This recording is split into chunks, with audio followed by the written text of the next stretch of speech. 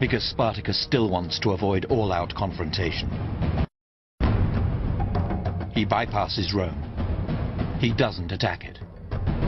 He has a new goal in mind.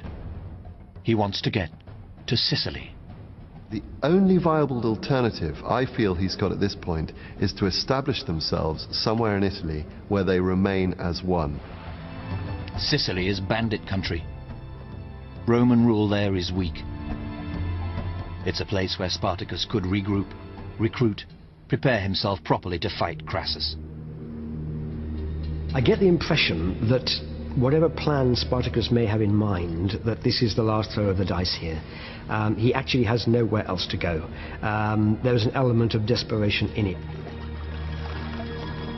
Somewhere there are ships that Spartacus has hired. Handed over gold so that they will meet him here and ferry his men over the water. But the 2-mile distance across the Straits of Messina might as well be 1,000 miles. Because the realization dawns that those ships are never going to come. He has been cheated, and his army will never reach Sicily. There is no way out.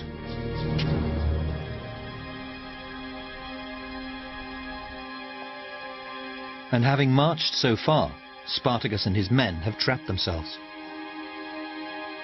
They've backed into a corner.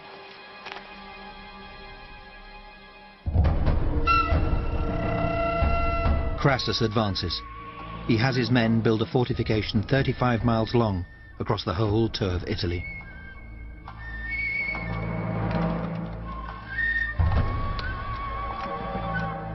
He blocks any path of escape.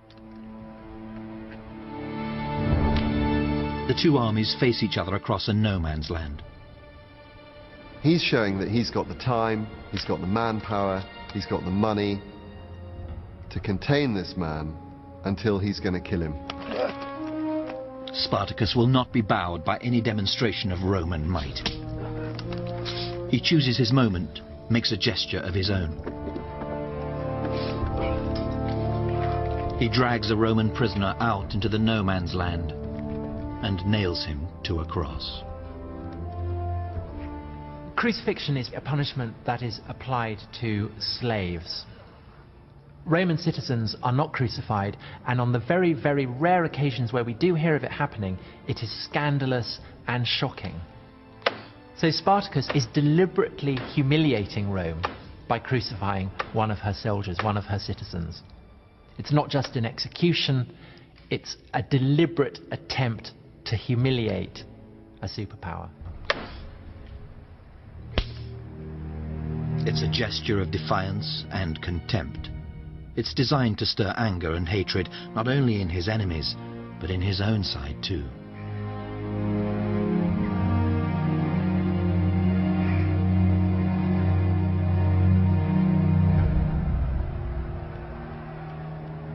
What this is a moment of utter defiance.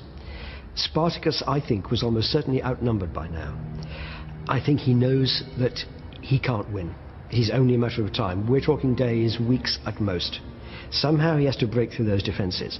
But he just wants to show his total contempt of the military machine that he's facing. Because this crucifixion serves as a statement from a commander to his men. It is a warning, a prophecy, a rallying cry. Fight for your lives, for your dignity. Because this is how it will end. He can't go over the Alps, he can't go back to Sicily, he can't attack Rome. So all he can do here is try and kill Crassus or die trying. As he has done so many times before, Spartacus prepares for combat. As a gladiator, he fought for the entertainment of his Roman masters. But for almost 2 years, he has killed Romans. Now the final killings must take place.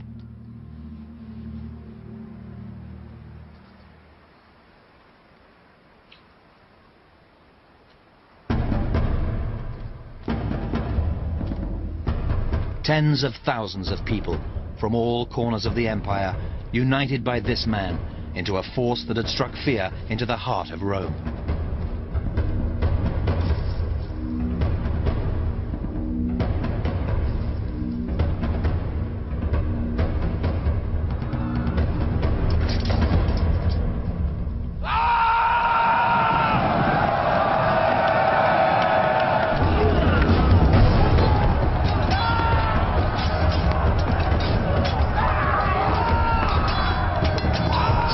Thousand slaves against 10 Roman legions, and at the center of it all, Spartacus.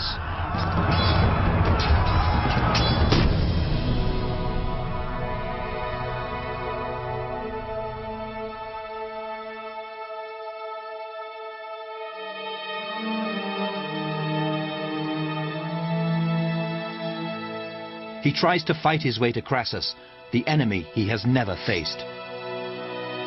He is impossibly outnumbered.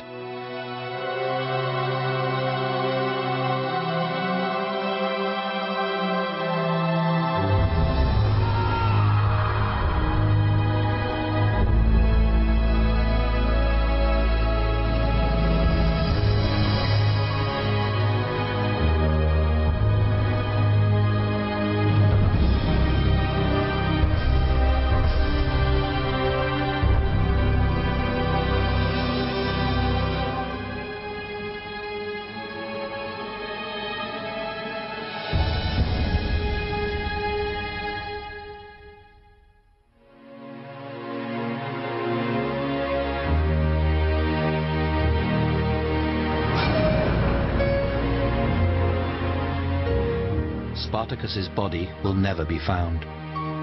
When the battle is over, the dead will be too many to count. Some say 30,000 slaves are killed, some say 60,000. And yet for Crassus, victory on the battlefield isn't enough. He feels the need for one more big gesture. He will show the world how mighty Rome is, and he will show Rome how mighty he, Crassus, has become.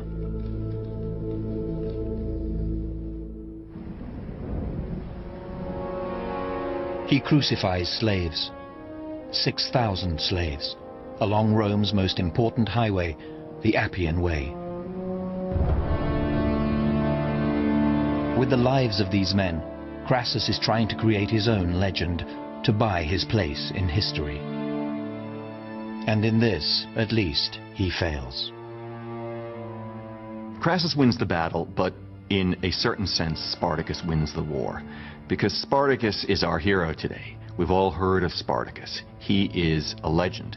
Whereas Crassus is most definitely an also-ran.